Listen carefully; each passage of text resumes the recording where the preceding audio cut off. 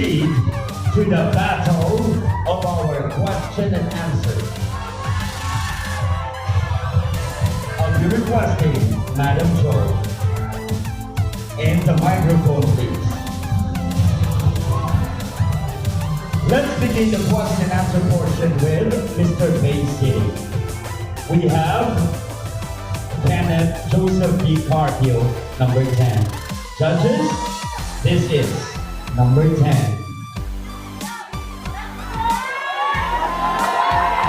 And please get one question and help me open this piece of paper for you. May I remind everyone that Bay Citymall encourages us to live peacefully and to live on anti-bullying campaign. So mga kaibigan, kung hindi man makasagot ka agad, wala pong magbubu sa ating mga candidates. At kapag nagustuhan naman ninyo, medyo mag-hold back muna kayo for a while para marinig ng mga judges ang kanilang kasagutan. Maraming pong salamat sa inyong pakikisa. And this is your question in English and in Filipino. If you have someone who helps your family financially, will you always follow or abide by what he or she wants in order to maintain his or her support for your family? Yes or no, and why? Kung mayroong isang taong tumutulong sa iyong pamilya sa pampinansyal na pangangailangan niyo, lagi mo bang susundin ang nais niya upang mapanatili ang kanyang suporta sa iyong pamilya? Oo o hindi? At bakit? Yes, because not every one of us are given the opportunity to be help someone. And I will treasure this opportunity because we, my family, are not financially stable, but the reason why I will treasure this is not every one of us are gifted. And my message to everyone is treasure every moment and every help that you are given, because that comes from God, and we should be blessed. And that will be all. Thank you. Thank you. Number 10. We will now proceed to the Miss Bay Citymall, number 7. Pauline Shane D. Dapo. Judges, this is Miss Bay City 7. Take your question, and I will read that twice. That will be in English and in Filipino. If you become a world leader, what will you do to make a difference in the world? Kung ikaw ay magiging isang pinuno ng mundo, ano ang iyong gagawin upang makagawa ng magandang at naiiba sa mundo? If I would be given a chance to contribute something to the world, I think I will use my advocacy, which is Education PH, which aims to encourage children to love reading. As what Dr. Sarsal said, we are the future of tomorrow, and whatever good things we build will surely contribute to the future generations. Thank you. Thank you. We will now proceed to our finalist number 7 for Mr. Bay City, Lawrence Andrew B. D. Tan. Pick a question. And help me to open this, and I'll read this question twice. Who is a better teacher in life? Success or failure? Ano o sino ang mas mahusay na guro sa buhay? Tagumpay o kabiguan? I think I will choose failure because failure is my fear, and I like to go on and on in my life And I am hopeful, I am positive, I am optimistic, and I am determined to have a successful and happy life. That will be all. Thank you so much. God bless you. Thank you.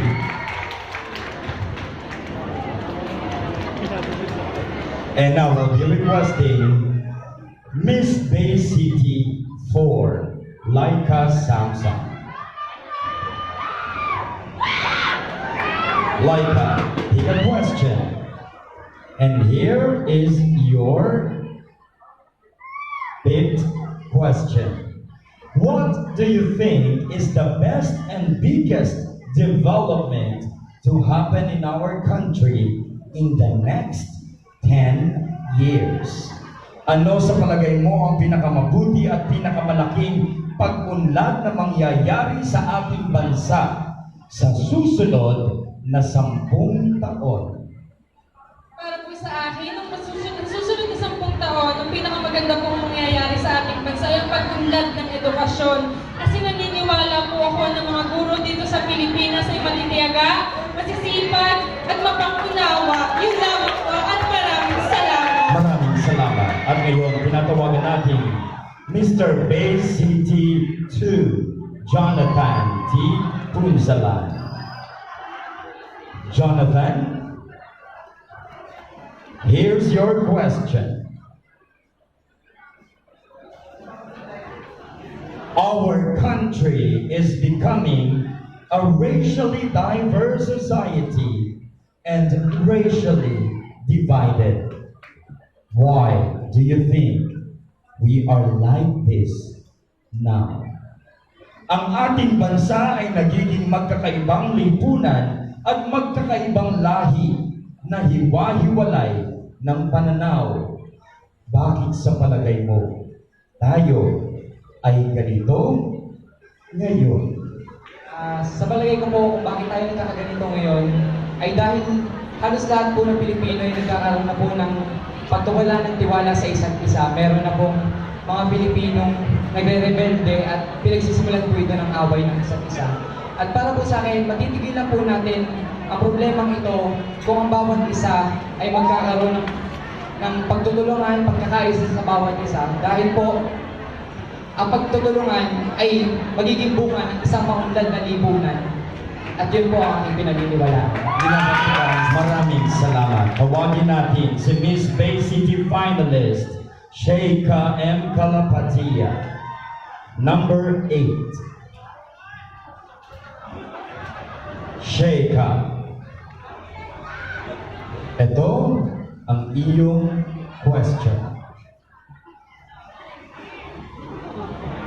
What do you think is the best profession that deserves the highest salary and why? Sa iyong palagay, ano ang pinakamahusay na profesyon na nararapat na may pinakamataas na sweldo at bakit? For me, the best salary you can give is sa mga teacher ko. Because, kasi kung sila po yung natuturo sa atin para maging better for the future. And una po, dapat natin pagsasalamatan, dahil po edukasyon ang dapat natin unahin.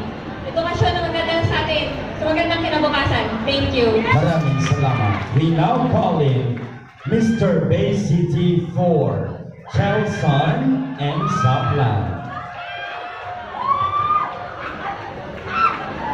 Chelson, babasahin ko din ang iyong tanong.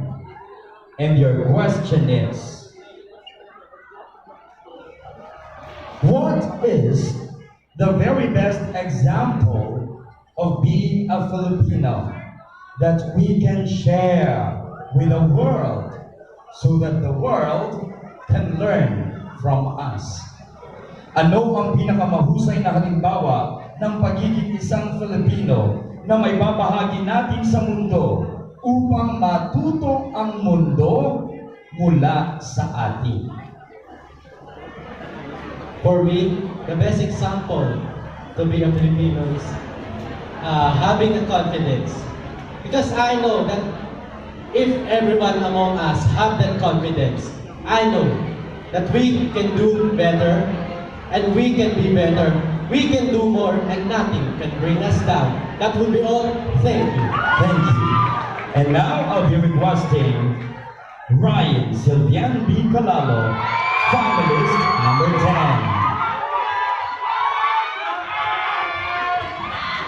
And here's your question.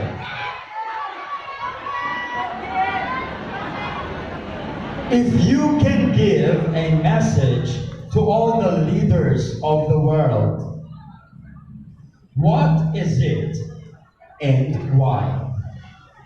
Kung maaari kang makapagbigay ng mensahe sa lahat ng mga pinuno sa mundo, ano ito at bakit? If I were to give a message to every leaders in the world, I would tell them to keep doing what they do that will help improve the community. For I believe that a well-maintained community or a healthy community can lead each and every one of us to a bountiful future. That will be all. Thank you. We now call in Rico M. Kamaya, Mr. Bay City 9. Pick a question. And help me to open this. And your question is, some people say that pageants are outdated and irrelevant to society. What can you say about that? Sinasabi ng iba na ang mga pageant ay lipas na sa panahon at walang kasaysayan o halaga sa lipunan. Ano ang maaari mong sabihin tungkol dito? May I remind you, no profane words. Okay? Para po sa akin, ang pageant ay napakahalaga dahil magkakaroon dito ng pagkakaibigan, pagkakaisa at pagkakabuklod-buklod, pagkakasama-sama ng mga kandidato at kandidata. Yun lamang po at maraming salamat. Maraming salamat sa iyo. At ngayon, tinatawagan natin si Andrea Asibo. Kindly pick a question and I'll be reading this to you also. What will make you a better Miss Bay City in particular than the previous winners? Ano ang gagawin mo para mas maging mahusay na Miss Bay City kaysa sa nakaraang mga nanalo? Una-una sa lahat, pag nanalo man ako ng Miss Bay, gagawin ko pa din ang ginagawa ng iba na mag-inspire, mag-motivate, at gawin ang mga advocacy niya. Kasi ito yung ginagawa ng isang Miss Bay. Maraming salamat po. Maraming salamat sa iyo. And to complete the Q&A for Mr. Bay, here is Edgar Brian Mangilit, number 5. At babasahin ko din ang iyong tanong. What is the most pressing issue of young men and women of today? Ano ang pinakamahirap na issue ng mga kabataang babae at lalaki na kinakaharap nila ngayon? Thank you, sir. For me, the most relevant issue that young men and women are facing today is the misunderstanding of equality. And I think we should instill in our mind that we should have a complete understanding. A complete understanding that if we have differences and opinions and feelings with each other, we should know how to understand each other. Because I have always believed that if we understand each other's feelings and differences, I think hatred and discrimination about these problems will never be fostered here in this world. And That concludes the Q&A for Mr. Bay. And now, we proceed to the last finalist of Miss Bay City. And this is your question. We just had an election. What particular issue would you like these political winners to address?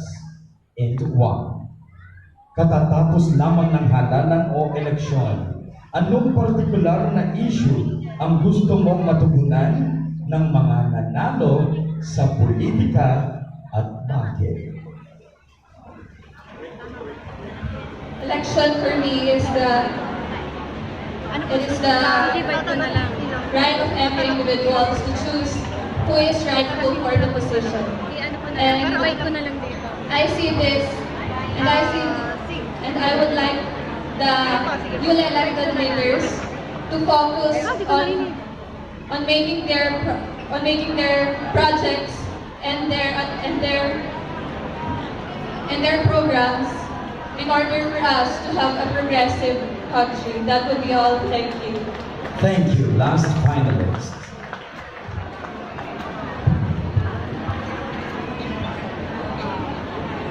Judges, our candidates have spoken, and it's in your hands to determine who will be our next Mr. and Miss Bay City 2019 when we return.